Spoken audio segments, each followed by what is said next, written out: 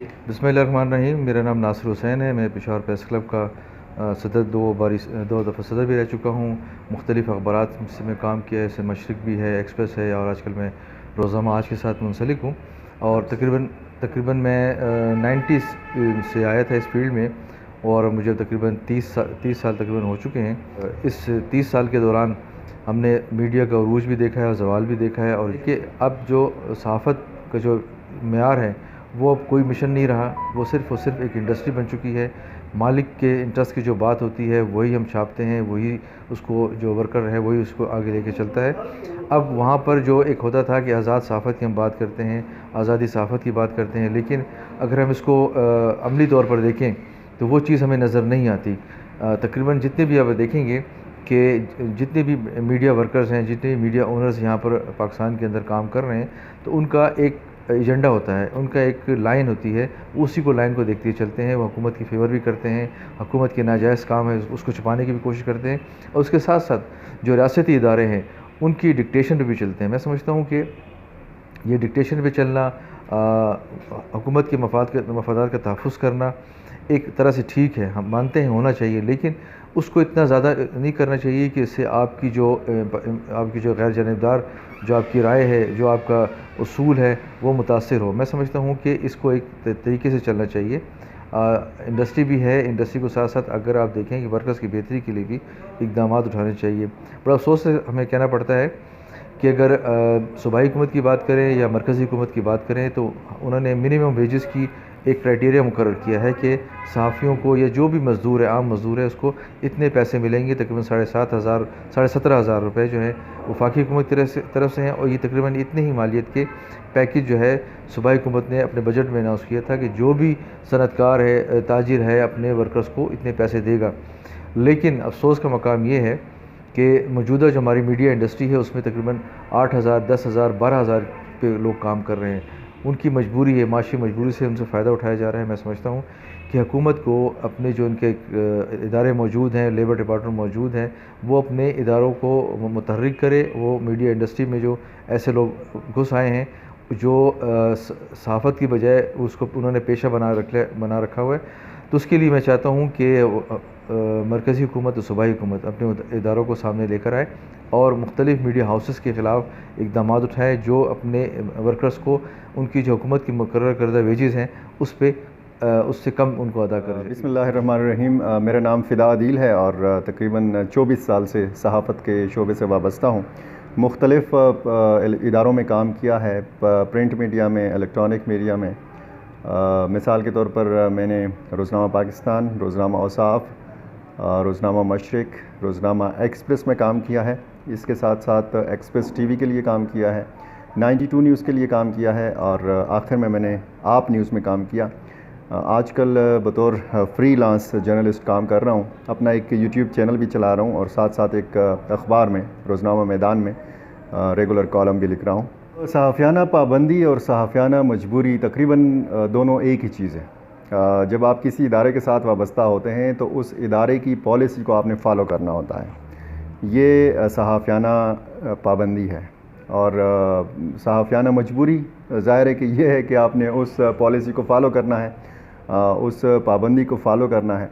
और जब तक आप अगर आप चाहते हैं, अगर आप का ख़याल ये है कि आप ज़्यादा फ़न ख़ान हैं मौजूदा दौर में और आप एक आज़ाद सहाफ़ी हैं, तो आज़ाद सहाफ़त का जो एक तसव्वुर है वो तकरीबन ख़त्म होता जा रहा है। चाहे आप इलेक्ट्रॉनिक मीडिया को देखें, चाहे आप प्रिंट मीडिया को देखें, पाबंदियाँ हैं, यानी इदारों की अपनी मजबूरियाँ हैं, और पाबंदियाँ उस सेंस में हैं कि आपको सेल्फ़ सेंसरशिप में जाना पड़ता है। आज हमें मालूम है, हमें पता है कि क्या करना है और क्या नहीं करना है, लेकिन चूँकि हमारे बहुत दूर दराज के जो अज़ला हैं, वहाँ के जो डिस्ट्रिक्ट रिपोर्टर्स हैं, जो नामानिगार हैं, जो कॉरेस्पॉन्डेंट्स हैं, उनकी प्रॉपर ट्रेनिंग भी इस हवाले से नहीं होती। उनका काम सिर्फ़ यही होता है कि जी वो वहाँ से रिपोर्ट करें, लेकिन जो पॉलिसी होती है इदारे की उसको फॉलो करना होता है न्यूज़ रूम ने, कंट्रोलर न्यूज़ ने, एडिटर ने, डायरेक्टर न्यूज़ ने। और ये सारी चीज़ें जब मिला के आप एक काम की शक्ल जब आती है, एक नतीजे के तौर पर जब हम इसको देखते हैं, तो फिर हमें एक ऐसा प्रोडक्ट जो है वो टीवी पर या अखबार में नज़र आता है جو بہت زیادہ فلٹر سے ہو کے ناظرین تک یا قارئین تک پہنچتا ہے. تو سیلف سنسرشپ جو ہے وہ آج کل میڈیا میں رواج پا گیا، اور اسی وجہ سے کیونکہ بہت سارے ساتھی ہمارے جو ہیں انہی پابندیوں کی وجہ سے بے روزگار ہیں، اور ہم یہ دیکھ رہے ہیں کہ میڈیا کا جو بحران ہے وہ دن بدن شدت اختیار کرتا جا رہا ہے. آپ نے دیکھا ہوگا کہ انہی پابندیوں اور انہی مجبوریوں کی وجہ سے ہمارے بہت سارے اینکرز جو ہیں، جو بڑے صحافی ہیں، وہ اپنے ادارے پر تو کھل کر بات نہیں کر سکتے، لیکن مجبوراً انہوں نے اپنا یوٹیوب چینل جو ہے وہ کھول رکھا ہے. جو بات وہ اپنے چینل پر نہیں کر سکتے وہ کھل کر وہی ساری باتیں اپنے یوٹیوب چینل کے ذریعے کر لیتے ہیں. اور اگر تھوڑی بہت آزادی ہے تو وہ سوشل میڈیا میں ہے. الیکٹرانک اور جو ریگولر میڈیا ہے اس میں کم از کم آزادی نہیں ہے. جی بالکل، اپنی عدالت لگانا، فیصلہ کرنا، یہ ایک صحافی کا کام نہیں ہے. ایک صحافی تجزیہ کر سکتا ہے، اور ظاہر ہے صحافی بھی انسان ہوتا ہے، اور ہم نے موجودہ دور میں دیکھا ہے کہ صحافی تقسیم ہے، صحافی بھی سیاسی ہو گئے ہیں. یعنی اگر کسی کو مثال کے طور پر مسلم لیگ نون سے قربت ہے تو اس کی باتوں سے، اس کی تحریر سے پتہ لگتا ہے کہ اس کی قربت ہے مسلم لیگ نون کے ساتھ یا اپوزیشن جماعتوں کے ساتھ. اسی طرح اگر آپ دوسری طرف دیکھیں تو ون سائیڈڈ جو ہے وہ گولہ باری ہوتی ہے. جب ایک صحافی اگر خود کو کہتا ہے یا یوٹیوب کا کریٹر ہے اور وہ قریب ہے پاکستان تحریک انصاف کے یا اسٹیبلشمنٹ کے یا حکومت کے، تو اس کی باتوں سے، اس کی تحریر سے بھی صاف جھلکتا ہے. دو انتہائیں ہیں. ایک انتہا پہ آپ جا کے دیکھیں تو ایک بڑے چینل کا نام آتا ہے، دوسری انتہا پہ آپ جا کے دیکھیں تو دوسرے ایک چینل کا نام آتا ہے. یہ جو تقسیم ہے یہ صحافت کے لیے بڑی نقصان دہ چیز ہے.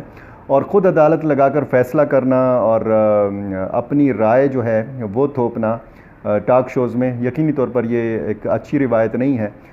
کچھ اینکرز جو ہیں وہ چاہتے ہیں کہ وہ ان کی رائے جو ہے وہ مسلط کی جائے پارٹیسپینٹس کے اوپر، اور کچھ لوگ، کچھ اینکرز جو ہیں وہ چاہتے ہیں کہ ان کے شو میں لڑائی ہو، جھگڑا ہو، تاکہ ان کے شو کی جو ریٹنگ ہے یا ان کے چینل کی جو ریٹنگ ہے، شاید یہ ان کی مجبوری ہوتی ہوگی تاکہ وہ ریٹنگ بڑھے.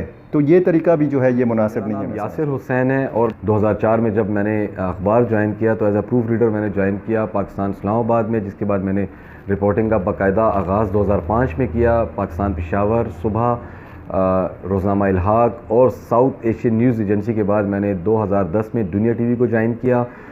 پونے 9 سال میں نے دنیا ٹی وی میں رپورٹنگ کرنے کے بعد 2018 اگست میں میں نے آپ نیوز کو جوائن کیا، اور اب میں ساتھ ساتھ اپنا ایک یوٹیوب چینل بھی چلا رہا ہوں. میڈیا انڈسٹری اب جو ہے وہ اب ایک بزنس انڈسٹری بن چکی ہے.